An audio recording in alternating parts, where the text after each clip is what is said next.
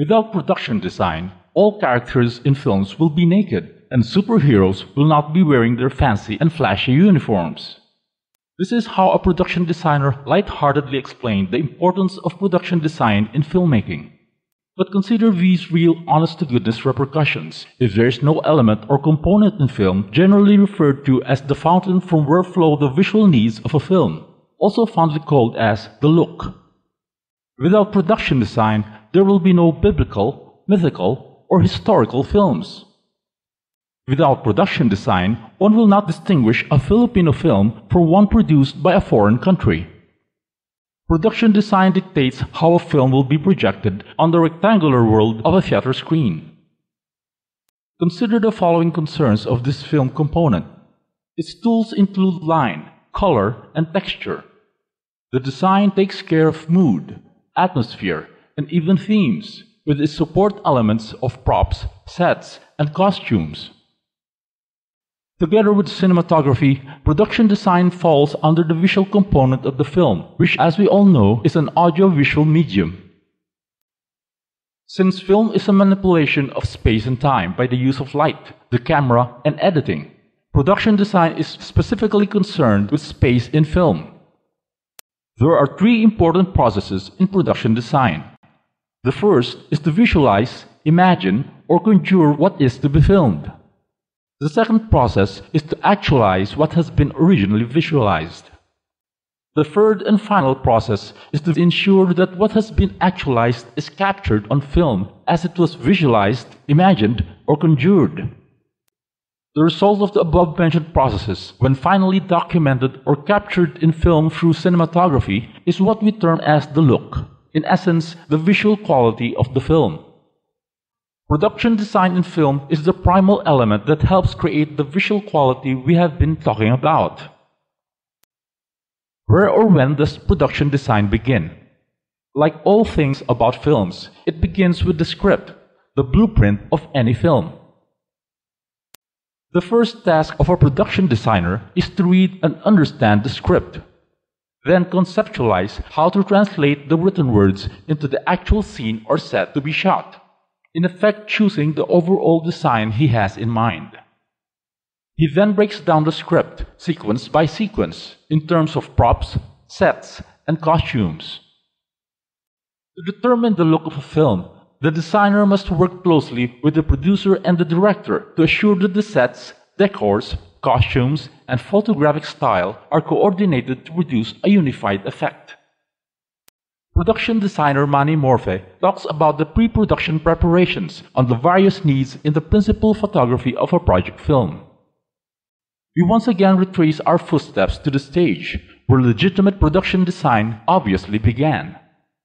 But what now corresponds to an empty space are locations or studio sets which have become the empty canvas the filmmakers must fill up and complete. These probable location or studio sets are first filled with non-human objects, including furnitures and accessories demanded or required by the particular sequence or scene to be shot. The actors and actresses come later. Let us play a game. We will show an empty set on the screen, and we will play being production designers. The set is an empty gymnasium. Let us fill this set to project it in its normal everyday function, a physical fitness center. Now, let us transform the same gymnasium into a place suddenly used as an evacuation center to provide shelter to refugees of a typhoon rendered homeless. For a third time, let us use this gymnasium as a venue for a junior-senior prom, complete with streamers, buntings, and a band on stage. It is production design that transforms this location or building into three possible film settings. Movie and stage productions are impressive and remarkable when settings are effectively used not merely as backdrops for a scene, but also as symbolic extensions of the film's or stage play's theme and characterization. Film settings can convey more information than stage sets, which are less detailed. The reason is obvious. Many small details in a stage setting are most often not easily perceived by the audience. Stage settings are confined to long shots.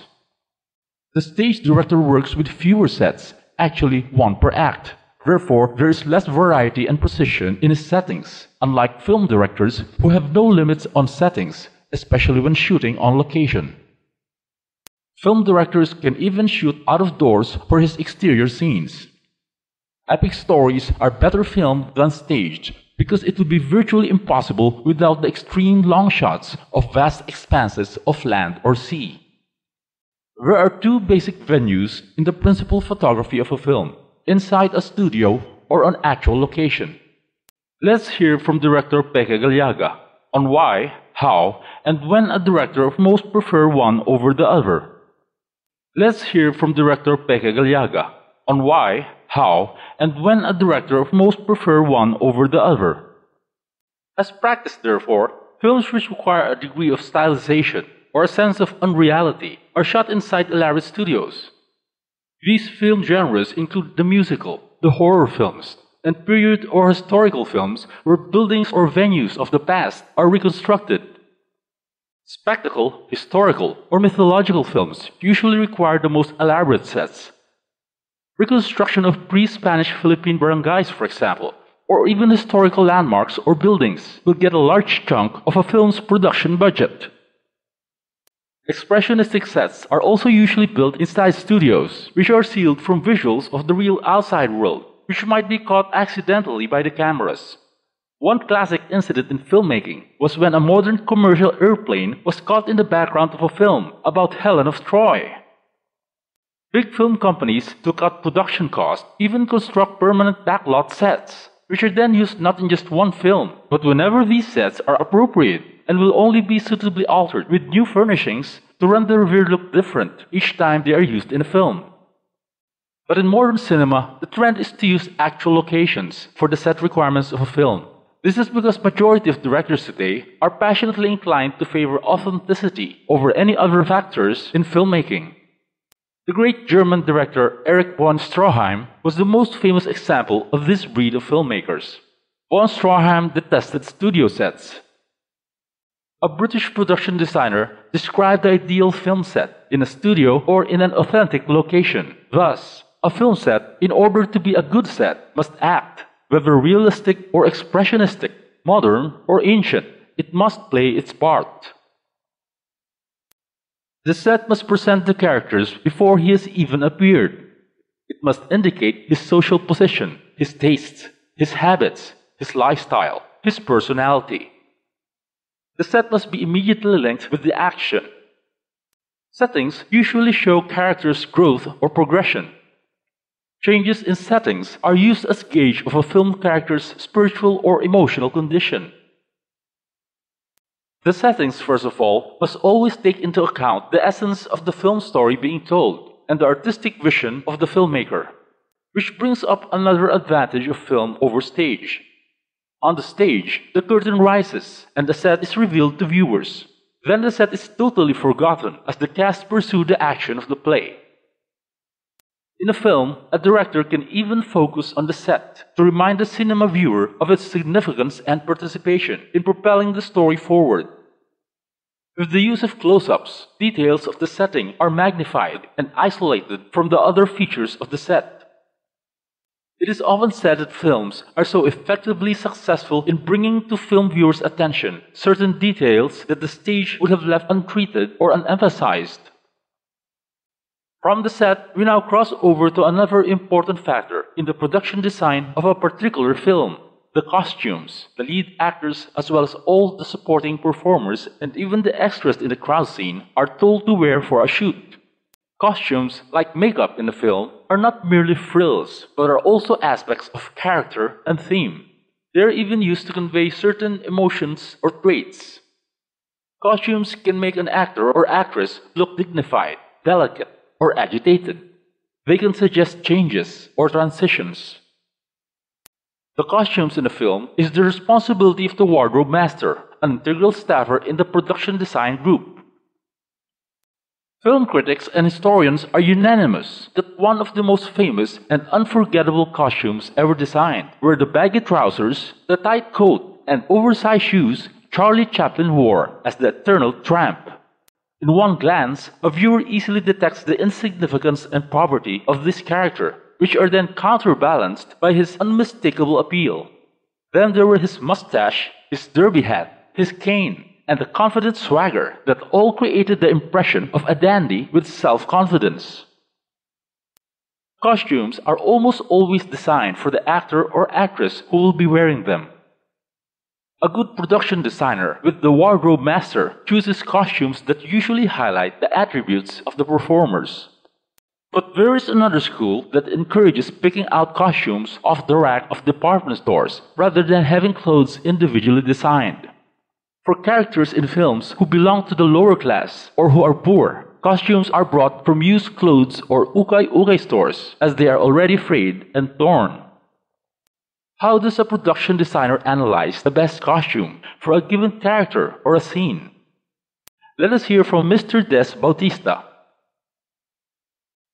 In effect, analyzing the characters in a screenplay is the best system to come up with the most appropriate costumes. Ascertain the period of the film's story and the social class where the character belongs. Sex and age must also be considered. It is said that women's costumes generally must emphasize femininity and men's costumes virility. Other considerations involve the fabric of the clothes, which can either be coarse, sturdy, and plain, or sheer and delicate. Then the color and the image. Also, how much body exposure has been decided upon. Then there are the accessories, specifically jewelry, hats, canes, shoes, shawls, and many others. They are utilized for the same purpose of enhancing characters and themes. Then we go to makeup, which is generally more subtle in cinema than on stage. This is because heavy makeup, when uncalled for, is easily detected where the face of an actor or actress can literally fill the screen. Stage performers have to wear heavy makeup to accentuate their facial features, which are hardly visible from the last row of a theater. Stars generally prefer makeup that glamorizes them, but real performers may agree to being deglamorized to make their acting more believable and effective. This will enable them to submerge their own personalities to give justice to the characters they are playing. Sometimes it is the spot extras or talents who wear the least amount of makeup to enhance the interesting and authentic physical appearances for which they are chosen for their moment in the film. We have already discussed locations and settings, costumes and makeup. We finally refer to materials and objects that exist separate from the human performers in a film. We are referring to props, a responsibility of the propsmen, who are also integral staffers of the production design group. Like costumes and accessories, props are used to highlight the traits and emotions of a film's cast of characters.